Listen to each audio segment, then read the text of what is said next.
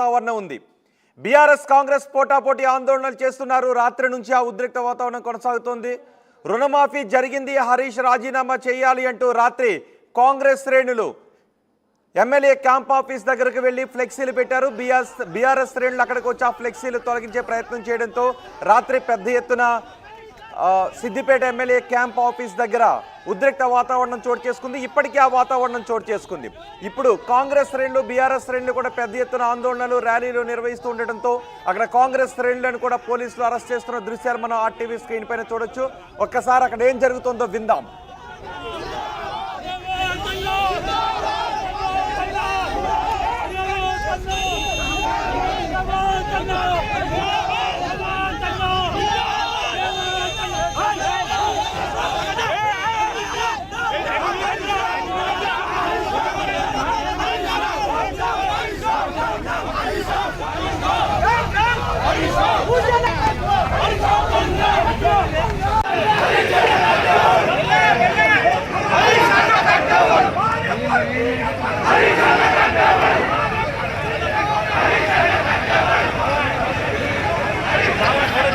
మంచిగా పెరంగ పెట్టుకోద్దా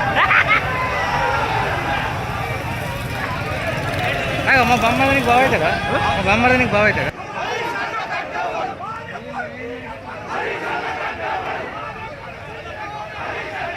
సిద్దిపేటలో MLA camp office దగ్గర ఈ ఉద్రిక్త వాతావరణం చోటు చేసుకుంది. బీఆర్ఎస్ కాంగ్రెస్ పోటాపోటీగా ఆందోళనలు చేస్తున్నారు. ఇరు పార్టీల నేతలు ఎదురెదురు పడ్డారు. సీఎం రేవంత్ ఫోటోకు బీఆర్ఎస్ నేతలు నిప్పంటించారు. బీఆర్ఎస్ శ్రేణులను పోలీసులు అదుపులోకి తీసుకున్నారు. ఎమ్మెల్యే క్యాంప్ ఆఫీస్లోకి చొచ్చుకునేందుకు కాంగ్రెస్ కార్యకర్తలు కూడా ప్రయత్నం చేశారు. కాంగ్రెస్ నేతలను సైతం పోలీసులు అరెస్ట్ చేసి అక్కడి నుంచి తరలిస్తున్నారు. ఎమ్మెల్యే క్యాంప్ ఆఫీస్ పై దాడిని నిరసిస్తూ పెద్ద ఎత్తున బీఆర్ఎస్ కూడా ఆందోళన నిర్వహిస్తోంది. పూర్తి సమాచారం ఎమ్మెల్యే క్యాంప్ ఆఫీస్ దగ్గర నుంచి మా ప్రతినిధి మహేష్ అందిస్తారు. మహేష్, ఎమ్మెల్యే క్యాంప్ ఆఫీస్ దగ్గర ప్రస్తుత పరిస్థితి ఏంటి? సిద్దిపేట జిల్లా కేంద్రంలో నిన్నటి రాత్రి నుంచే ఒక బీఆర్ఎస్ కాంగ్రెస్ పార్టీ మధ్య ఇద్దరి మధ్య బాయి అన్న కోణంలో కూడా నడవడం జరిగింది. ఎందుకంటే ఈ యొక్క రుణమాఫీ విషయంలో 2 లక్షలు ఇప్పటికే ఆగస్టు 15 వరకు ఈ యొక్క కాంగ్రెస్ పార్టీ రుణమాఫీ చేస్తుందని చెప్పి కాంగ్రెస్ పార్టీ ఇప్పటికే రుణమాఫీ చేసింది.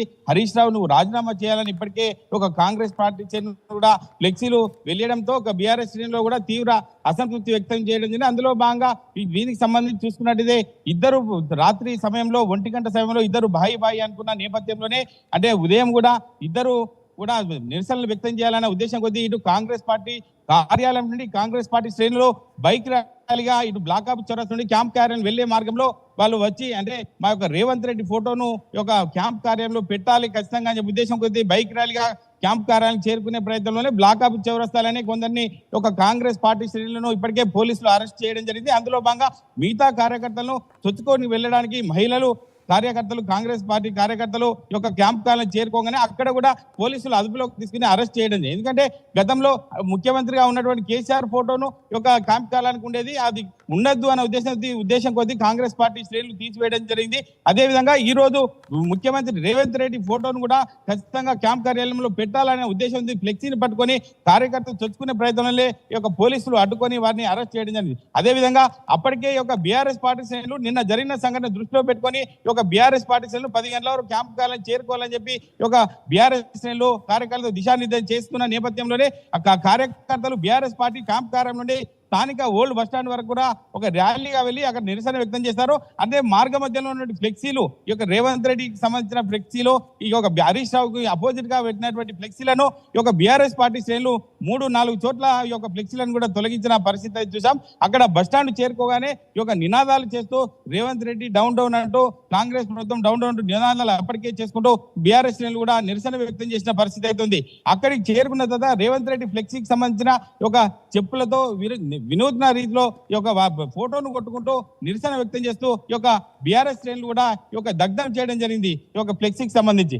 అయినప్పటికీ కూడా పోలీసులు ఇక్కడ అక్కడ ఇరు వర్గాలను కూడా సంజాయిస్తూ ఇప్పటి వరకు సద్దుమనే పరిస్థితి తీసుకొచ్చారు. కానీ వారు ససేమిరాన్తో ఇరు పార్టీలకు సంబంధించిన కార్యకర్తలను కూడా పోలీసులు ఇటు కాంగ్రెస్ పార్టీ కార్యకర్తలను స్థానిక రూరల్ పోలీసులకు తరలించగా మిగతా బీఆర్ఎస్ పార్టీ శ్రేణులను స్థానిక ACP office 1 town police station తరలిస్తున్నట్టు తెలుస్తుంది. రోహిత్, అసలు కాంగ్రెస్ కార్యకర్తల ఆందోళన ఎవరి ఆధ్వర్యంలో జరిగింది? అక్కడ అంత పెద్ద ఎత్తున కాంగ్రెస్ కార్యకర్తలు అక్కడికి వచ్చి ఎమ్మెల్యే క్యాంప్ ఆఫీస్ దగ్గర ఫ్లెక్సీలు అన్ని పెట్టడం ఎవరి ఆధ్వర్యంలో జరిగింది? కాంగ్రెస్ పార్టీకి ఇన్ఛార్జిగా ఉన్నటువంటి పూజల హరికృష్ణ సంబంధించిన వర్గీయులుగా మనకు తెలుస్తుంది. ఎందుకంటే దానికి సంబంధించిన పట్టణ ఒక అధ్యక్షుడు హత్తు ఇమాం అని చెప్పి ఆధ్వర్యంలో రాత్రిపూట సమయంలో క్యాంప్ కార్యాలయానికి చొచ్చుకెళ్లి ఒక ఫ్లెక్సీని కూడా తొలగించి ఒక నిరసన వ్యక్తం చేయడం, అందులోనే పోలీసులు వాళ్ళని చూసి వెంటనే అక్కడి నుంచి పంపించడం జరిగింది.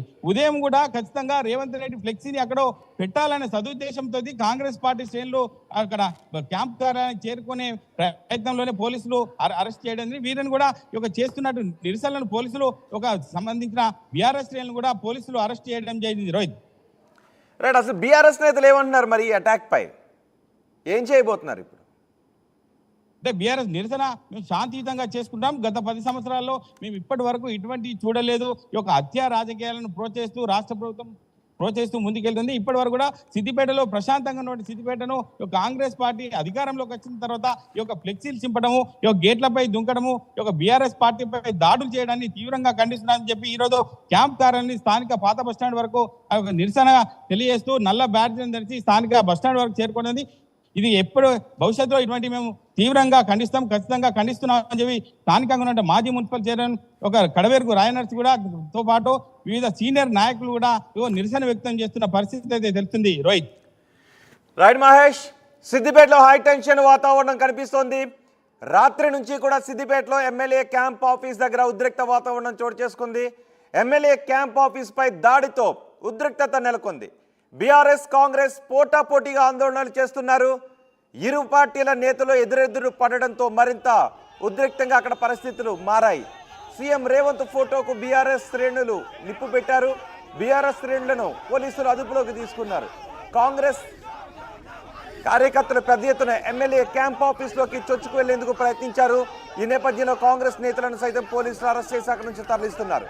ఎమ్మెల్యే క్యాంప్ ఆఫీస్ పై దాడిని నిరసిస్తూ పెద్ద ఎత్తున బీఆర్ఎస్ ఆందోళన నిర్వహించింది. కాంగ్రెస్ నేతలు చెప్తున్నారు, రుణమాఫీ జరిగింది, ఆగస్టు 15 లోపు రుణమాఫీ చేస్తాము అని రేవంత్ రెడ్డి మాటిచ్చారు. మాటిచ్చిన విధంగా రేవంత్ రెడ్డి రుణమాఫీ చేశారు. ఇప్పుడు మాటకు కట్టుబడి హరీష్ రావు రాజీనామా చేయాలి అంటూ కాంగ్రెస్ నేతలు పెద్ద ఎత్తున ఆందోళనకు దిగుతున్నారు. ఎమ్మెల్యే క్యాంప్ ఆఫీస్ దగ్గరకు వచ్చి మరి ఆందోళన చేయడంతో అక్కడ ఉద్రిక్తత నెలకొంది. అయితే రుణమాఫీ పెద్ద అబద్ధమని బీఆర్ఎస్ నేతలు చెప్తున్నారు. ఒక ఎమ్మెల్యేకి ఇలాంటి పరిస్థితి రావడం, ఎమ్మెల్యేపై ఇలాంటి దాడికి కాంగ్రెస్ నేతలు పాల్పడడం బాధాకరమంటూ కేటీఆర్, హరీష్ రావు కూడా స్పందిస్తూ ఉన్నారు. ఇప్పుడు ఇరువురు పార్టీ నేతలను కూడా పోలీసులు అక్కడి నుంచి అరెస్ట్ చేసి తరలిస్తూ ఉన్నారు. ఎటువంటి అవాంఛనీయ సంఘటనలు చోటు చేసుకోకుండా భద్రతా ఏర్పాట్లు కూడా చేశామని పోలీసులు చెప్తున్నారు. కానీ కాంగ్రెస్ నేతలు మాత్రం హరీష్ రావు డిమాండ్ చేయాలని చెప్తున్నారు. బీఆర్ఎస్ నేతలు మాత్రం రుణమాఫీ చెప్పిన విధంగా చేయలేదు, మోసం చేశారని బీఆర్ఎస్ నేతలు చెప్తున్నారు.